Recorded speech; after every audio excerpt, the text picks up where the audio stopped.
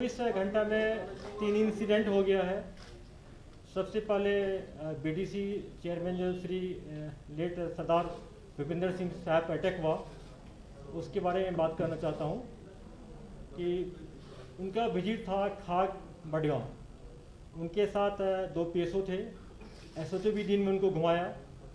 Evening में उन्होंने दोनों पीएसओ को खाक थाना में ड्रॉप कर दिया और बोला मैं तुरंत आ रहा हूँ। बिना पुलिस को बताए चुपचाप अपने प्राइवेट गाड़ी में अकेले अपने गांव चले गए, जो वहां से काफ़ी 10-12 किलोमीटर दूर था। घर पहुंचते ही उन पर फायर हो गया।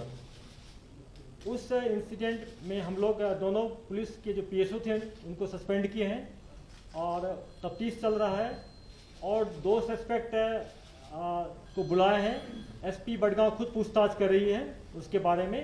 हो सकता है कि मिलिटेंट्स को पहले से इन्फॉर्मेशन हो कि घर आने वाला हो, किससे बात किया, उनका जितना भी सीटीआर हम एनालिसिस कर रहे हैं हम लोग, उस केस को जल्दी सॉल्व कर लेंगे। उसके बाद कल मॉर्निंग में जो बडगांव एयरपोर्ट के फनल एरिया में सीआरपीएफ का पेट्रोलिंग जा रही थी, रूटीन जो पेट्रोलिंग वर्क होता है फनल एरिया को डोमिनेट करने के लिए, उस पर फायर हुआ। उसमें हमारे एक एएसआई शहीद हो गए, उसको भी हम लोग देख रहे हैं। जो बीडीसी चेयरमैन का जो इंसिडेंट हुआ है, जो अभी तक जो हम लोग को प्राइम फेसी मिला है कॉल डिटेल मिलिटेंट्स का लोकेशन, उसमें जो बडगांव का एलईटी के कमांडर यूसुफ कांदरू है और एक नारवल का अबरार है एलईटी का, दोनों का इन्वॉल्वमेंट आ रहा है। उसके पीछे हम लोग लगे हुए हैं। और जो एयरपोर्ट पे हुआ उसमें जैश मोहम्मद का हाथ आ रहा है। उसमें M4 यूज किया गया। M4 का वहाँ पर एम्प्टी कार्टेज मिला है। तो और जनरली जैश मोहम्मद वाले M4 यूज करते हैं।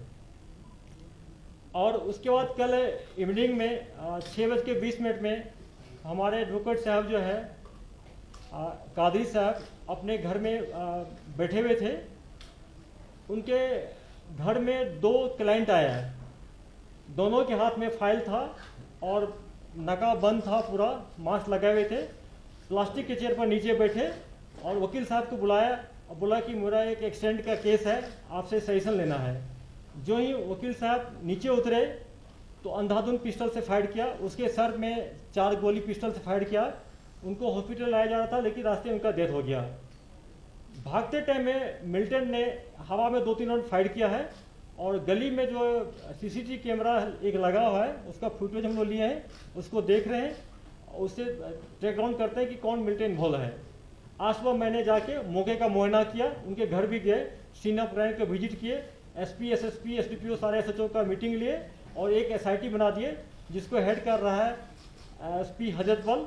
उसमें एसडीपीओ जडी बल रहेगा, हमारे एक पीसी कार्गो का एक डीएसपी साहब रहेंगे, एसएचओ भी रहेंगे, एक लीगल एक्सपर्ट रहेगा। एसआईटी को आदेश दिया गया है कि जल्दी से जल्दी इसके उसको सॉल्व करें।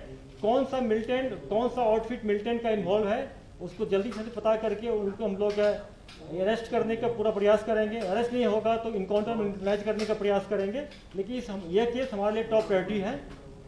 उसके बाद मैं अच्छी खबर भी शेयर करना चाहता हूँ कि कल मॉर्निंग में एसपी अनंतनाग को इन्फॉर्मेशन मिला था कि सरहमा इलाके में 2 टॉप कमांडर छिपे हुए हैं। आर्मी सीआरपी को लेकर पुलिस ने वहाँ पर कॉर्डन कर लिया और रात में मिलिटेंट भागने का प्रयास किया। हमारे जवानों का जवाब दिया। आज मॉर्निंग में उनको ट्रैक करते करते, सर्च करते करते एक घर में उनको लोकेट किया गया। उसमें हम लोग फायरिंग भी किए, एक्सप्लोसिव भी थोड़ा यूज किए। उसमें दोनों मिलिटेंट मारे गए हैं। उसमें एक जो अबू रेहान है पाकिस्तान का, मार्च 2019 से साउथ कश्मीर में एक्टिव था, बहुत सारे किलिंग इन्वॉल्व है। दूसरा जो पुलवामा काकपोरा का आदिल है, आदिल रशीद भट्ट, जो एलईटी के कमांडर है। रिसेंटली आप लोगों को याद होगा, आप लोग सीसीटीवी कैमरा भी देखे होंगे, जो नौगांव में अटैक करके हमारे 2 पुलिस वाले को उन्होंने हलाक कर दिया था। हमारे 2 शहीद हो गए थे जेके पुलिस के जवान और एक इंसास लेकर भाग गया था। वह इंसास भी आज मिल गया है। और ये दोनों मिलिटेंट बहुत डेडेड मिलिटेंट थे और एलईटी का काफ़ी अटैक में इन्वॉल्व था। मैं इसके लिए आर्मी, सीआरपी, पुलिस तीनों को बहुत मुबारकबाद देता हूँ। बहुत अच्छा काम हुआ है। अगर आप लोग का दूसरी बात है कि जो शोपियन के केस के बारे में जो डीएनए का जो सैंपल आया था, आज हम सुबह हमारे पास मिल गया है, मैचिंग किया है और उसमें हम लोग फर्दर कार्रवाई करेंगे।